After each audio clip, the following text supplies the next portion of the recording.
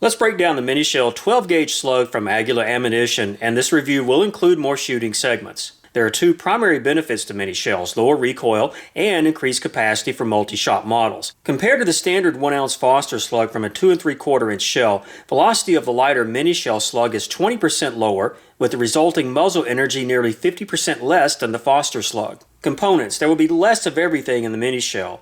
I'm thinking the conical Foster slug will be more aerodynamic and therefore offer better accuracy potential. For this video, we're going to use the pump action Mossberg 590A1 20-inch smoothbore barrel cylinder bore. This brings us to two questions that I will not be able to answer for you in this video. By how much does this product increase capacity in your shotgun, and will they cycle reliably?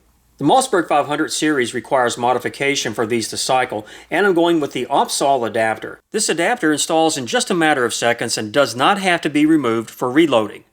Velocity is advertised at 1,250 feet per second.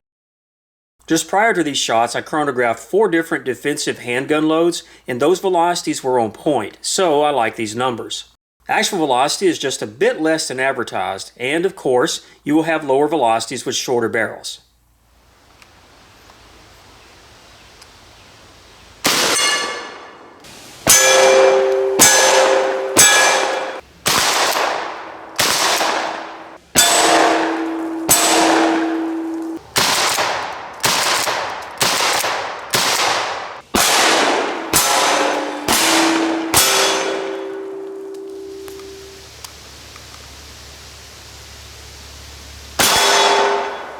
Pretty good. Oh, what happened there?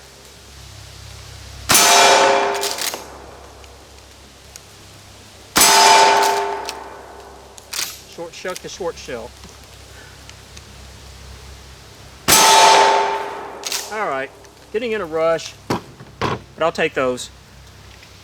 For the distances I plan to shoot today, for some measure of accuracy, I really crapped out on my best opportunity to have a good group. 30-yard report, center to center here. From the first point of impact, we're running about 5 inches, and close to 4 there, and about 5.5 to 6 center to center on that. Got in a rush. If I really wanted to take my time, I could have some pretty good accuracy. I think it's safe to say at 30 yards, you could have minute of iPhone accuracy.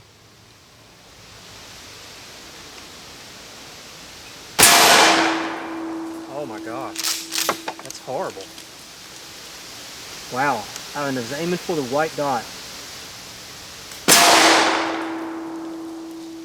Good grief. All right, let's compensate. I'm going for the left upper.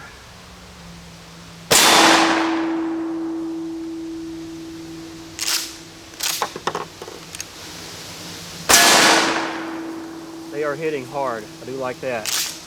Definitely drifting right, and I'm aiming left. Don't aim too far left. Alright, these suckers are going to shoot right. That's a given. 50-yard report. Now I have a slight elevation drop from this target to where I was set up at 30 yards, but I'm not going to worry about that too much. I was still aiming for this dot. Shots are drifting over here to the right of my shooting. So I started aiming up here in this corner. Didn't really make any difference at all. Almost lost one here. Number 3 was on the edge. Our group this direction running about 8.5 inches. This direction running about 4. Now I do like my elevation right here relative to my spot, but we're really drifting off to the right quite a bit. So now I'm trying to decide if I'm going to dial this in at 50 or maybe stretch it out a little bit more and try to compensate.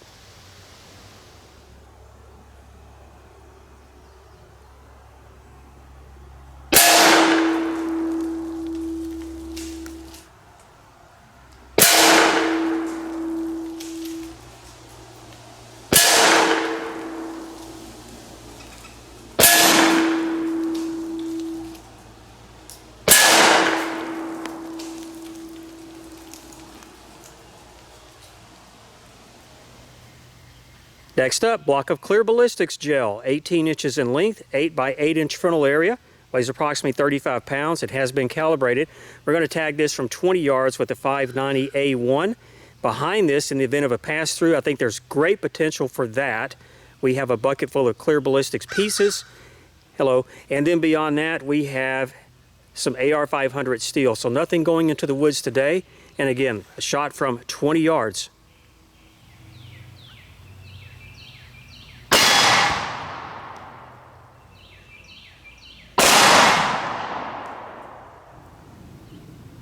Had to make a last-second change before the shot, add some contrast or color behind the block because it was just blending in too well with the backstop. Glad I made that effort.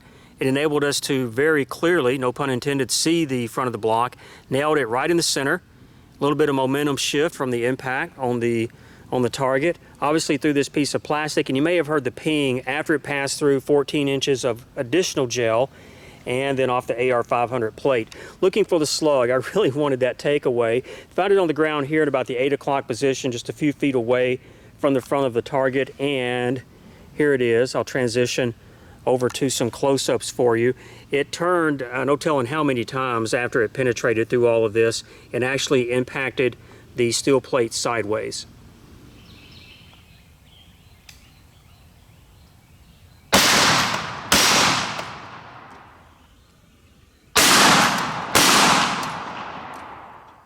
Just had to do it. I moved up to 15 feet for those two shots, and the energy dispersion on the block is obvious. Also, a greater amount of that energy was absorbed by the block, and while the slugs passed through the entire target setup, they impacted the steel plate with less momentum.